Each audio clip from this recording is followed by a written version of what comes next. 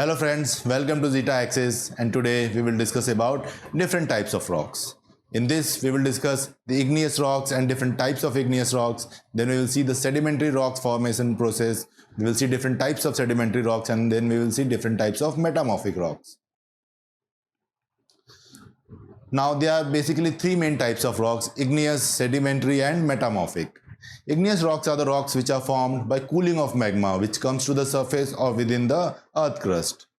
Sedimentary rocks are formed by cementation of old rock fragments or biological deposits or chemical deposits, while metamorphic rocks are formed when older rocks are subjected to pressure or heat or a combination of both. Now within the total earth crust, we can see that the igneous rocks are in majority while sedimentary rock forms only 5%. But at the surface of our earth, you will see that sedimentary rocks are in 75% of the total rocks, and igneous and metamorphic rocks form the rest of 25%. So on the surface, sedimentary rocks are in majority. The rocks can be classified into different groups, and you can see the complete classification of rocks over here. We will be discussing all these rocks today in this video one by one. So let's begin with igneous rocks. Now here you can see igneous rocks can be classified into two different types based on the place where they solidify. If they solidify on the surface, we call them extrusive. If they solidify within our earth crust, we call it intrusive. Intrusive rocks can be further classified into two parts, plutonic and hypoabyssal, based on the depth at which they are solidifying. Basalt is an example of extrusive igneous rocks, while granite is an example of intrusive igneous rocks. Now we have already seen that igneous rocks are formed by cooling of magma, either on the surface or within our earth crust. Now when the earth was formed, it was a hot ball of molten rocks. So it was basically a magma. Over the time, this magma solidified and different types of rocks were formed. So we can see that all the rocks we have on earth are basically from the magma. So that is why the igneous rocks are called primary rocks, because all the rocks originated from igneous rocks. Now here in this animation we can see that there is a volcanic activity going on. The volcanoes are forming here by the magma which comes from the atmosphere and rises on the surface. Now magma, when it comes on the surface, it would start to cool down. Some of the magmas will cool down first, while other magma will cool down later. So you can see that this magma has cooled down first. This is still not cooled down. Now over the time, all the magma will solidify and form different types of rocks. You can see that the rocks on the surface solidify first. The rocks within the earth crust take a lot of time to solidify. So they solidify with a much less pace. So basalt and obsidian are the examples of igneous rocks that solidify on the surface of our earth. And the rocks which solidify on the surface of earth, we call them extrusive rocks, while intrusive rocks are the rocks which solidify within our earth crust. Granite and gabbro are examples of intrusive rocks. Now further, intrusive rocks can be divided into two types based on the depth at which these rocks have solidified. Hypoabyssal rocks are the rocks which solidify at depth up to 2 kilometers. That is, they are closer to the surface and they range from surface to 2 kilometers. So any rock that solidifies within this region is called hypoabyssal rocks, while plutonic rocks are the rocks which solidify below 2 kilometers depth. Now here you can see examples of igneous rocks. We have made two types of classification. First is the depth at which these rocks have solidified and the type of magma which was there. So you can see even the type of magma matters, that on solidification what kind of rock will be formed. Now for the extrusive igneous rocks, and if the magma is acidic magma, then we will see that obsidian is formed. You can see that this is very mirror-like, it is very polished kind of rocks. Here we can see that there are no grains formation in this rock. While we see a basic rock, even there the grains can be seen, but they are very small. This is a basalt rock and the grains are very small here, because these rocks cool down much faster. When they come to the surface of the earth, they start to lose their heat. That is why the elements have very less time to form crystals. Crystals are basically formed by the deposition of similar kind of elements at one place. Now, because they solidify very quickly, crystals cannot be formed and we see very small or no grains. Here you can see that it is mirror-like or glass-like, and this is having very small grains. But when we come to intrusive rocks, we see that for acidic rocks, we have granite, and we can very clearly see the formation of these crystals or formation of these grains, which we call. We can very clearly pick out the grains which are there. And similar cases for basic rocks. Even here, it is darker, but you can see that there are certain green patches, certain gray patches. So we can clearly make out different grains in the structure of these rocks. Because these rocks solidify within our earth crust. The earth crust is a very good insulator of heat. So it takes a lot of time for this magma to cool down to form these rocks. And that is why the elements have a lot of time to form crystals within the cooling down magma. And that is why when the magma solidifies, the rocks have a lot of grains in them. Now this is an example of granite where we can see different grains.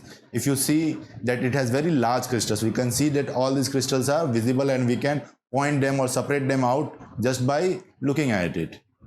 Feldspar is pink or white colored, so you can see different sections where pink color is there or white color is there, so that is feldspar.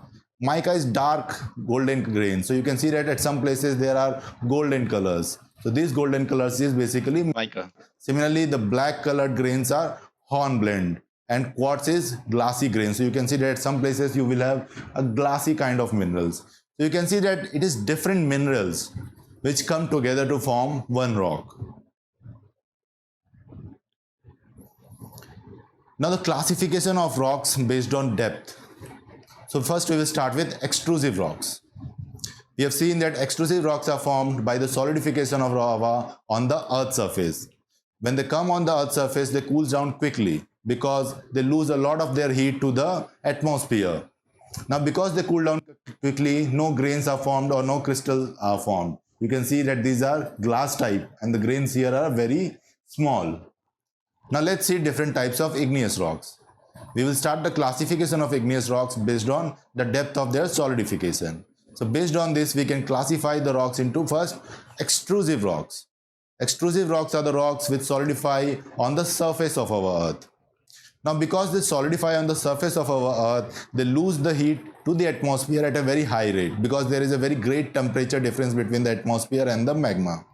Therefore, the rocks solidify without having time to form grains or crystals, and that is why they are small grained or glass-like.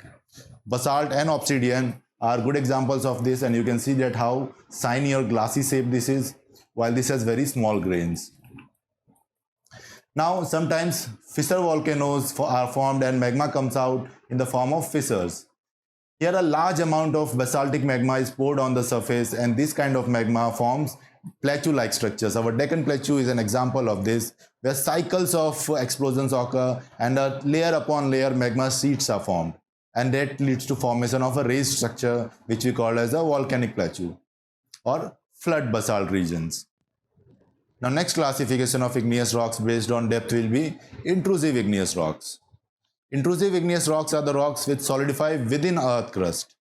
So these are the rocks which do not come to the surface, but they are solidified within the earth.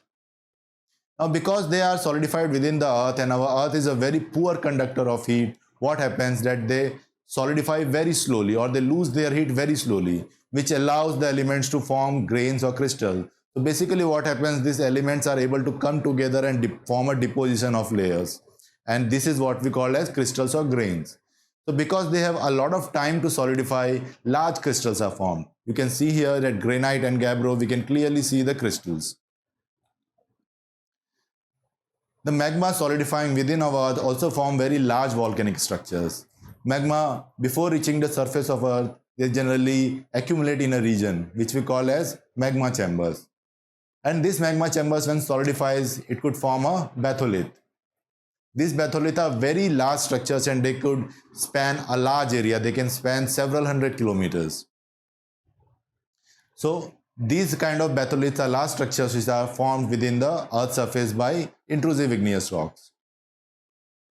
Now intrusive igneous rocks can further be classified based on the depth on which they have solidified. So we can see that Plutonic rocks are the rocks which solidify at greater than 2 kilometers in our earth crust, and batholiths are an example of plutonic rocks, while hyperabyssal rocks are the rocks which solidify at less than 2 kilometers of depth.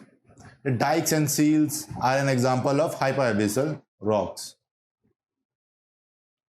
Igneous rocks can further be classified based on the silica content. If the magma has high silica content, then the rocks formed on solidification will be called acidic rocks, or the magma is called acidic magma. Acidic magma is viscous, that is, it is very difficult for it to flow. If you cannot imagine it, just imagine our tomato ketchup.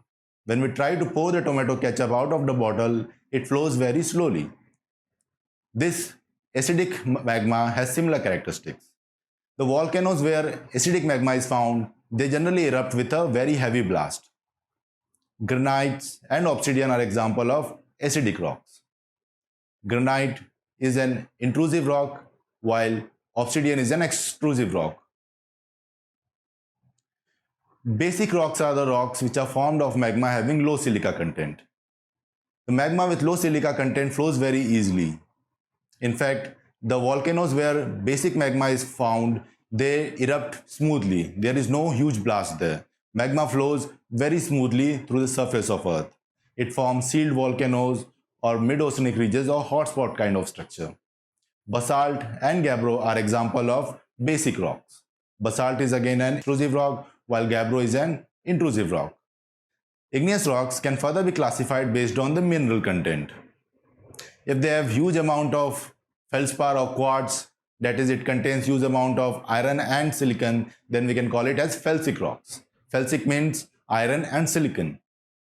So if the rock has, or if the magma has huge amount of iron and silicon minerals, then we call it felsic rocks. However, if the rock is rich in iron and magnesium minerals, then we call it mafic rock. Basalt and gabbro are example of mafic rock. These rocks are darker in their texture, while granite and obsidian is an example of felsic rocks. Let's see characteristics of igneous rocks. Igneous rocks are hard and impervious to water. That is, water cannot flow through them. Moreover, we have already seen that igneous rocks have grains. The intrusive rocks solidify in a very long time, therefore they have large grains. While extrusive rocks solidify in a very short time, therefore they have very small grains, or they are glassy in their texture.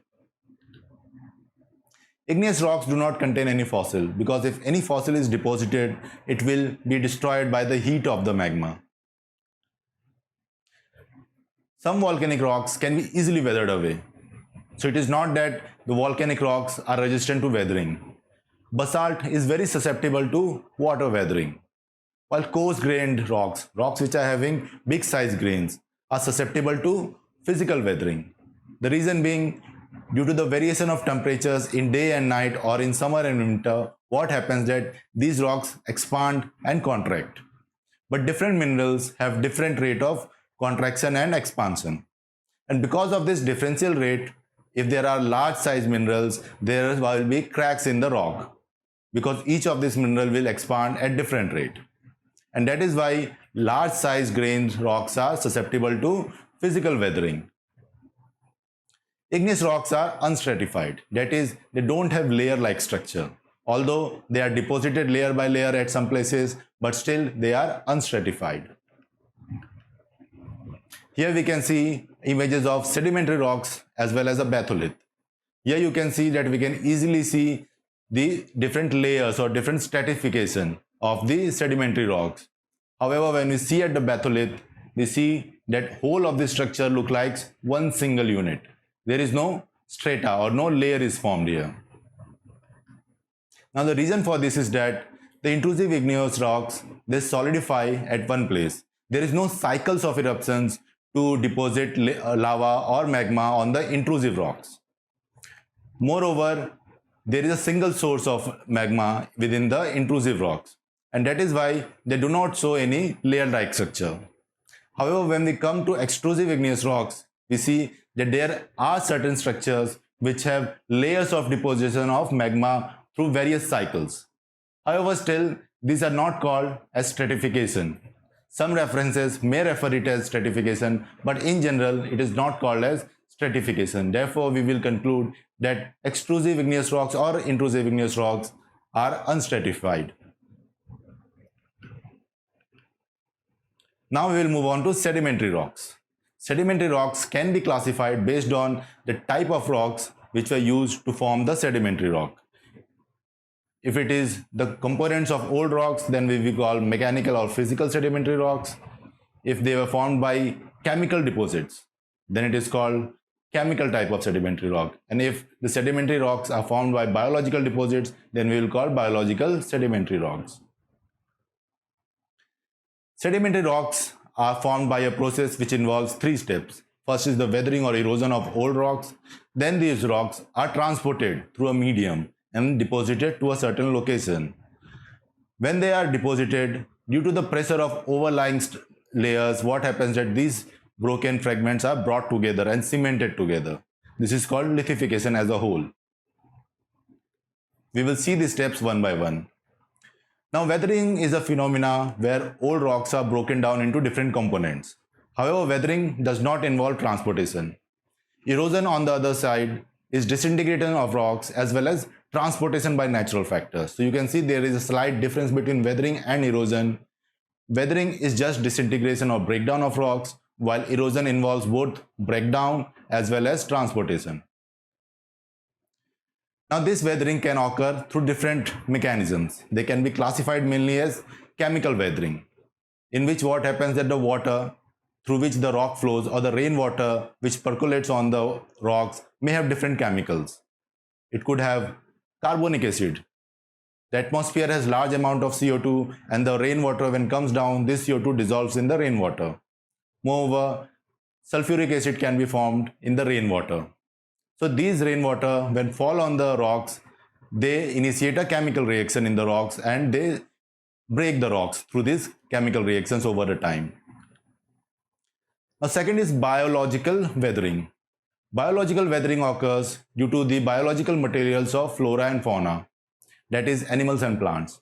So wherever animals and plants live, they do their daily cycles and they also release certain chemicals. Even their excreta has certain chemicals. So these chemicals can disintegrate the rocks. Even the root nodules of plants can go deeper in the rocks and it can cause fragmentation of these rocks. Physical weathering is a mechanism where we see that temperature variations or frost formations or abrasion. Abrasion is a process where the wind carries small rocks, and these rocks, due to the wind, when collide with the rocks, they would try to break certain parts of the rocks. Similarly, wind energy as well as other physical processes are there in physical weathering. We will see some of the important physical weatherings for your understanding. Now, under physical weathering, the first weathering that we will see is exfoliation. What happens here? If a rock is within the earth crust, then there will be some pressure from the overlying rocks. And because of this, there will be certain amount of contraction. But what happens is, due to erosion, the overlying rocks are removed or they are lowered.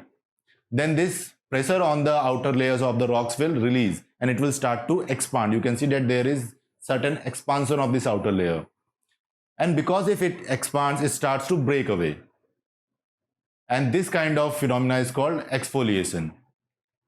Here you can see an image of a rock which is exfoliated. We can see that layer by layer, outer layers of these rocks have been removed. We can see that there were several outer layers which are removed slowly. The next physical weathering that we will see is frost formation. What happens that rocks already have certain cracks. Over a time, due to rain or some other sources, water fills these cracks. Now when winter comes, frost may be formed or this water may be converted into ice. Now ice has low density, therefore it expands, and because it expands, it will chip off certain layers of these rocks, and this is how frost weathering works. Another physical weathering which is important is differential heating of rocks. So during the day and night, the temperature varies a lot. Similarly, during summer and during winter, the temperature varies a lot. Now because of this temperature variation, the rocks will expand and contract. When it is hot, it will expand. When it is cold, it will contract. But the rock is made of different minerals, as we have seen earlier. Then each of this mineral will expand at different rate, and therefore we will see crack formation because each mineral expands at different rate. Here is the summary of all the physical weathering mechanisms we have discussed so far. Now let's see the second step, that is transportation and deposition. So the rocks which are weathered away or fragmented, they need to be carried to a certain place for deposition. There are different mechanisms for doing it. Here we can see that there is a glacier transport. In glacier transport, what happens that glacier weather aways the rocks and it carries the rocks with them to certain location for deposition. Here we have shown a sea, but it could be any place. The second important way of transportation is wind. So wind may cause already weathered away, or it may weather away a rock and take the components with it. If it is high wind, it will take the rocks further away. If it is very slow wind, then it will not take it to greater distance. The third important way of transportation of rocks is water. It could be through a stream, it could be through a river, it could be through a pond, or it could be through a sea. So all this water, they are good transporters of rocks. They can carry the rocks from one place and deposit it at another place.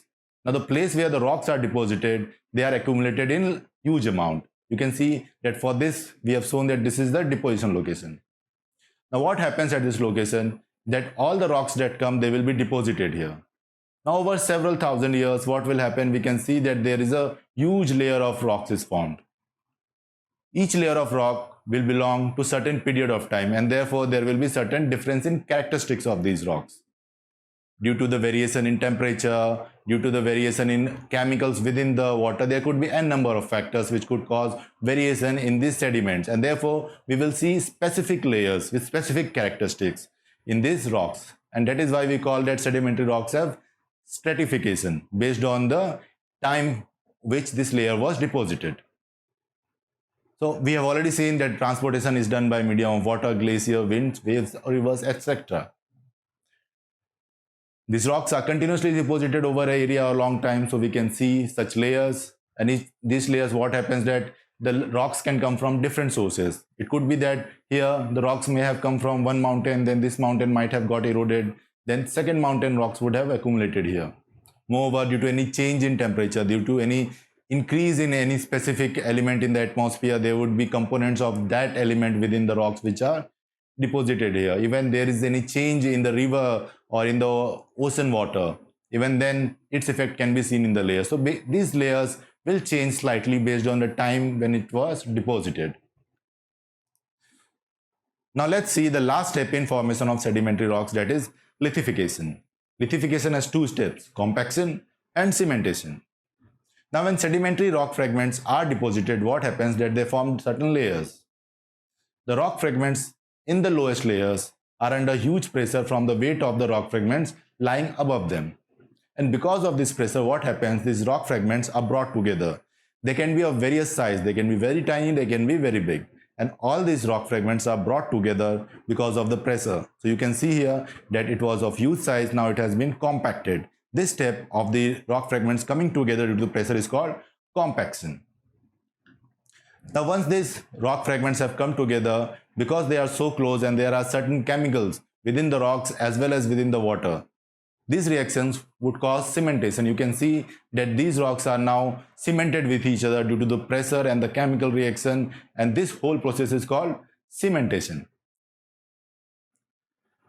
Sedimentary rocks can further be classified based on the source of the deposition which formed this sedimentary rock. If these rocks were formed by deposition of old rock fragments, that is, they were fragments of olden rocks which were broken down by air or water or glacier and then deposited to form whole rock, then it is called a mechanically formed sedimentary rocks. In the animation, we saw the video of glaciers, wind and water. They are running and breaking the rocks, and the rocks are carried away to a certain location for deposition. So this is the process of mechanically formed sedimentary rocks. Sandstone is a very good example of mechanically formed sedimentary rock where the sand grains are deposited generally by river at a certain location, layer by layer, and they form into a rock which is called sandstone. It can be of different colors, and the colors depends on the minerals of the rocks which were deposited. Conglomerates are another kind of mechanically formed sedimentary rocks where round pebbles are compacted together to form a rock. Similarly, breccia is another kind of sedimentary rocks which are formed by cementation of angular fragments. Now we will see organically formed sedimentary rocks. Earlier we have seen that the rock fragments from old rocks were deposited to form sedimentary rocks. In this case, what happens that there are living organisms in the sea as well as on the coastal areas. These living organisms die, their body gets deposited on the seafloor, even their excreta or other parts which they discard gets deposited on the surface of the seafloor, and over the time these depositions will become a huge layer and they form sedimentary rocks which we call as organically formed sedimentary rocks. Now here is a line which is called as carbonate compensation level. So if any organism has calcium carbonate structures or if they emit calcium carbonate, then below this layer the calcium carbonate is easily dissolved. So you will not form any calcium carbonate sedimentary rocks here because the calcium carbonate below this level in the sea is easily dissolved. So it is only above this line we can see calcium carbonate deposits. Now organically formed rocks, as we have seen, are formed by the compaction or cementation of organic deposits of living organisms or plants. So the source of these sediments are from living organisms. Now based on the source of the living organisms, we can further classify organically formed sedimentary rocks into three types. The first is calcareous rocks. These rocks are deposited from organisms emitting calcium carbonate. Example is coral reef. So the coral reefs are found along the sea coasts and they emit this calcium carbonates which gets deposited on the sea layer by layer over millions of years, and they form these coral reefs. And these coral reefs have very high amount of calcium in them. So these kind of rocks are called calcareous rocks or calcareous sedimentary rocks. Limestone is a very good example of calcareous rocks where we see that this is the most dominant sedimentary rock. This is the most widely formed. These are highly susceptible to chemical weathering because they dissolve very easily in water. However, they are not susceptible to physical weathering. The reason being they are very homogeneous. They are formed of single type of materials. So even if there is a temperature variation, they expand and contract at a similar rate. So there is no cracks produced because of this variation in temperature. Chalk is also a very common type of organically formed sedimentary rock. Now remember one thing, that limestones can be both organically formed as well as chemically formed. If the source of the limestones or source of the calcium carbonate is from the living organism, then it is called an organically formed sedimentary rocks. And if the source of this calcium carbonate is from a chemical reaction, then it is called chemically formed sedimentary rocks. Organic sedimentary rocks are formed by deposits coming from living organisms. Further, based on the chemical composition of these organic deposits, we can further classify the sedimentary rocks into three types. The first is calcareous rocks. These calcareous rocks are derived from depositions having high amount of calcium carbonate. Coral reefs are a very good example of this. Corals are organisms which live in the sea near the sea coast. They emit a lot of calcium carbonate. Over the years, these depositions are collected at the sea floor and they form structures like coral reefs, which is an calcareous organically formed sedimentary rocks. Limestone can be both organically formed as well as chemically formed. So it is based on the source of these sediments, we can say whether limestone is a chemically formed sedimentary rock or organically formed sedimentary rock. The limestones are the most dominant sedimentary rocks and they are highly susceptible to chemical weathering because they are soluble in water. Moreover, they are very less susceptible to physical weathering. As you can see that limestones are more or less homogeneous in their structure. Therefore, even if there is any variation in temperature, all the limestone slab will expand or contract at the same rate. Therefore, physical weathering does not have much effect on limestones. Chalk is also an organically formed sedimentary rock, but it is softer than limestone. It is more susceptible to weathering. Carbonaceous rocks are second type of organically formed sedimentary rocks, and it is formed by deposition of sediments of living organisms having high carbon content. Here, plantation or animals can be buried under rocks before they are decomposed, and over the years they are converted into sedimentary rocks. Coal is a very good example of this, where plants deposited in marshy lands or wetlands over thousands of years get converted into coal. So coal is a kind of organically formed carbonaceous sedimentary rock. Then the third type of organically formed sedimentary rock is siliceous rocks. These rocks are formed by deposition of organisms having high silica content. Sponge, radiolina, diatom, these are examples of plants and animals which have high silicon content. And it is their deposition which creates these siliceous rocks. Now this kind of rocks are formed at the deepest part of our ocean because silicon decays very slowly here compared to calcium carbonate, where calcium carbonate below the carbonate compensation line, it disintegrates very quickly, and so in the deeper parts we find very less amount of calcareous rocks. But siliceous rocks are generally formed at the sea floors at a very great depth because they disintegrate very slowly. Now we have seen mechanically and organically formed sedimentary rocks. Here we will see chemically formed sedimentary rocks. Now these are formed by sediments which are generated by certain chemical reactions within the sea. Now sea has a lot of gases absorbed from the atmosphere, as well as a lot of chemical it gets from the rivers as well as from the sea coast. So because of this, certain chemical reactions may occur in the ocean or sea or even river, which could generate certain type of sediments. These sediments are derived from chemical reaction and they are deposited on the sea floor or ocean floor, and over the years they could create huge layers of sediments, creating a sedimentary rock. So these kind of rocks are called chemically formed sedimentary rocks.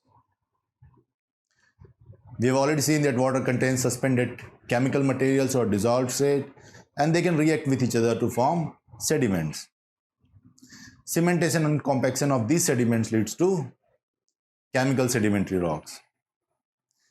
Gypsum, salt rocks, and even limestones are example of chemically formed sedimentary rocks. So we have already seen that limestone could be both. It could be chemically formed as well as organically formed based on the source of the sediments which form this rock. Let's see the characteristics of sedimentary rocks. Sedimentary rocks are formed from the older rocks. Here you can see that this sedimentary rock is formed by fragments of older rocks which are brought together and cemented together by the process of lithification. Because they are fragments of different shapes and different size, water can easily flow through them because they are porous in nature.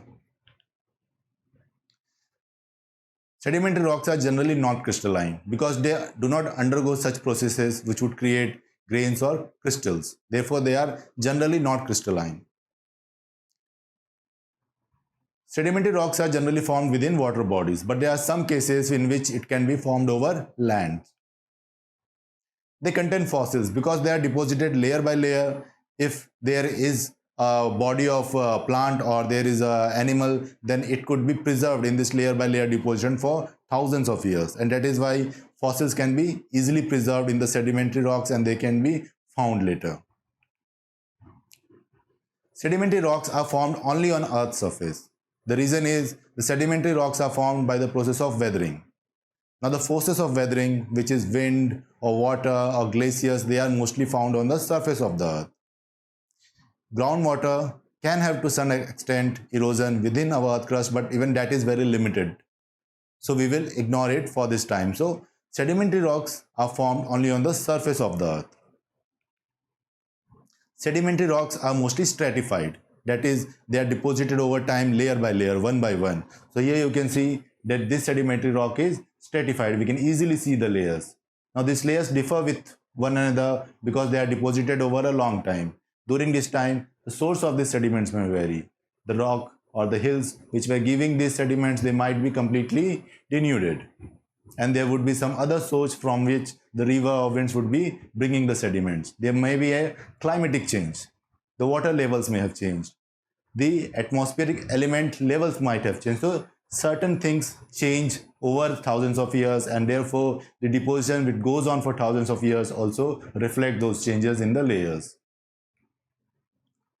Sedimentary rocks, as we have discussed, are found on the surface of the earth, and they make 75% of the total rocks on the surface of the earth.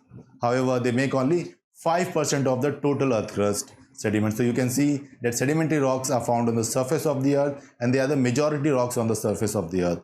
But in whole crust, they are in very less quantity.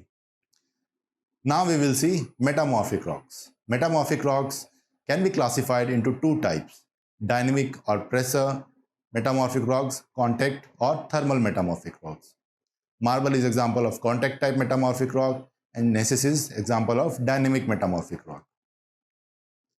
Now a metamorphic rock is formed by changing an old rock mineral structure or chemical composition. So here you can see that a metamorphic rock is formed in two ways. Either you change the mineral structure or you change the mineral composition. We have seen in earlier that a rock is made of different kinds of minerals and they are arranged in different structure. So either you can change the structure of these minerals due to various forces, or you can change the chemical composition of these minerals. So there are two ways in which we can do this. However, these changes must be done without disintegration of rock, which means that rock should not be melted. And this is one important condition.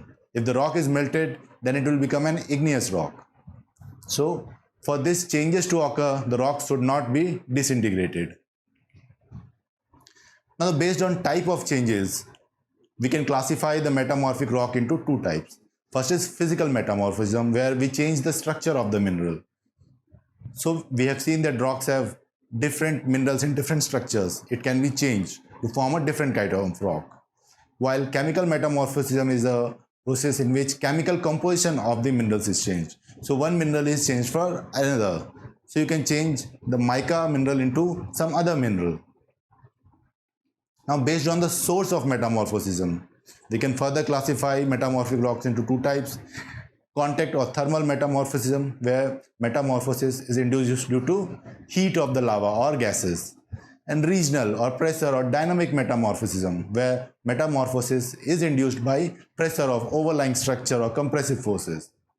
Now, these kind of rocks are generally seen at the converging plate boundaries, where two plates are moving towards each other, and because of the pressure created by the converging plates, where one is subducting or fold mountains are formed, so this pressure will induce a pressure which will change the mineral structure, leading to metamorphic rocks. So if you will see, Himalayas has large amount of metamorphic rocks.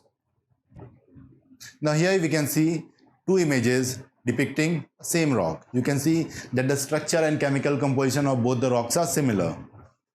Now let's take this rock, and if it goes physical metamorphism, then you can see that the structure of minerals is changed. They are now more aligned, and when the minerals are arranged in different structure, we will get a different kind of rock with different texture. So we have seen by changing the physical structure of the minerals, we can change the rock type. The second is chemical metamorphosis. Here what happens, the structure is not changed, but you can see the minerals have been changed. The change in color indicates a change in mineral. So again, the rock type can be changed by changing the chemical composition of the minerals. Now how this occurs, what are the agent of metamorphism? So here we have already seen that magma from our astrosphere comes to the surface, and over time it cools down. But when magma comes up, it metamorphosizes the rocks in its surroundings. So here you can see that this is our magma, and the rocks which were close to this magma, due to the heat of this magma, they got changed into different kind of rock. Here you can see that their rock type is now different from the surrounding rocks because they were very close to the magma which was going up. And this kind of metamorphism is called contact or thermal metamorphism because it is caused by the heat of the magma. Now second, here we are seeing a subducting plate, and we have two rocks. Both of these rocks are subducting under another plate, and because of the pressure of this plate, there will be certain changes in these rocks. So here we can see the structure of the minerals is changing, and here we will see the texture of the rock is changing. So you can correlate that as the rock are subducting beneath the another plate, the pressure increases, And with the increase in pressure, we see that the structure changes. Now, at some point, we will see that these kind of rings are formed. This is called foliation. There is a specific phenomena which leads to formation of this foliation in metamorphic rocks. Now, all the metamorphic rocks do not have this foliation, but some have.